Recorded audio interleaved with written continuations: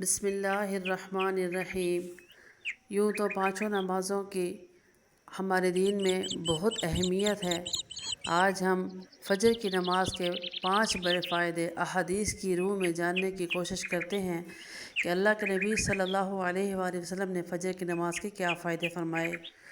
فجر کی نماز کا پہلا بڑا فائدہ یہ ہے کہ نبی پاک صلی اللہ علیہ وآلہ وسلم نے فرمایا، جس آدمی نے فجر کی نماز پڑھی وہ اللہ پاک کی ذمہ داری میں آ گیا، اور اس نماز کی وجہ سے بندہ اللہ پاک کی ذمہ داری میں آ جاتا ہے اور بندے کے دین کے تمام کام آسان ہو جاتے ہیں، آسانی کے ساتھ دن گزرتا ہے، دن کی مشکلات کم ہو جاتی ہیں، بندے کے اوپر اللہ پاک کی خاص رحمت ہوتی ہے۔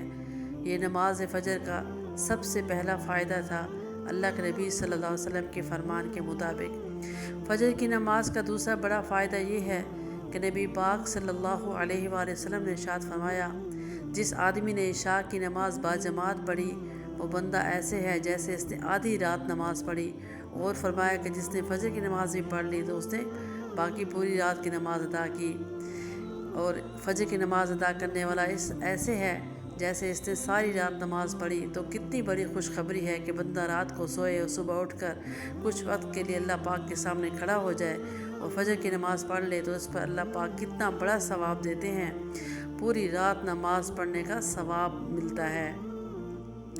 یہ ایک خصوصی رحمت ہے اس بندے کے لیے جو رات کو باجماعت نماز پڑھے اور صبح کی نماز بھی باجماعت ادا کرے۔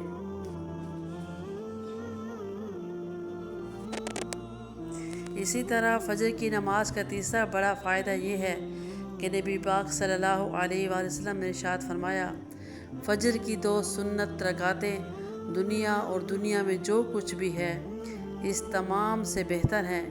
ہم اس دنیا کے لیے ہی نماز کو چھوڑ دیتے ہیں، لیکن اللہ پاک کے پاک نبی صلی اللہ علیہ وآلہ وسلم کیا فرما رہے ہیں کہ 2 رکعت سنتیں پوری دنیا سے بہتر ہیں۔ فجر کی 2 سنت رکعتیں دنیا اور دنیا کی تمام چیزوں سے بہتر ہیں، تو دنیا کی کیا حیثیت ہے۔ اس دنیا کی وجہ سے ہمیں نماز بالکل نہیں چھوڑنی چاہیے۔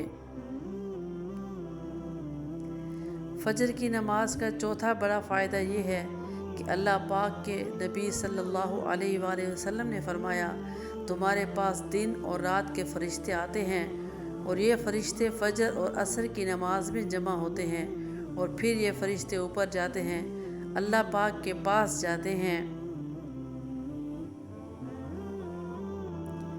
اللہ پاک سب کچھ جانتا ہے، لیکن پھر بھی دن اور رات والے فرشتوں سے پوچھتے ہیں کہ جب تم میرے بندے کے پاس آئے تو تم نے اس کو کس حالت میں چھوڑا؟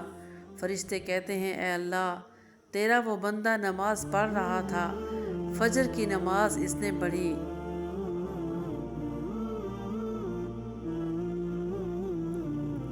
کتنے خوش قسمت ہیں وہ لوگ جو فجر کی نماز بڑی پابندی کے ساتھ پڑھتے ہیں۔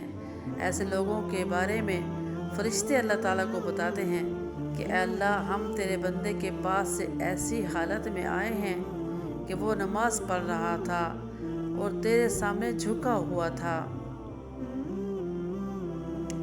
فجر کی نماز کا 5واں بڑا فائدہ یہ ہے کہ اللہ کے نبی صلی اللہ علیہ وآلہ وسلم نے دعا فرمائی کہ اے اللہ پاک، میری امت کے لیے صبح کے وقت میں برکت دے دے۔ جن لوگوں کے لیے اللہ کے نبی صلی اللہ علیہ وسلم کی برکت کی دعا فرمائی ہو وہ لوگ کتنے ہی خوش قسمت ہیں۔ اگر کوئی مرد یا عورت فجر کی نماز پڑھنے کے بعد اپنا کام شروع کرتا ہے تو اللہ تعالیٰ ضرور اس میں برکت عطا فرماتے ہیں۔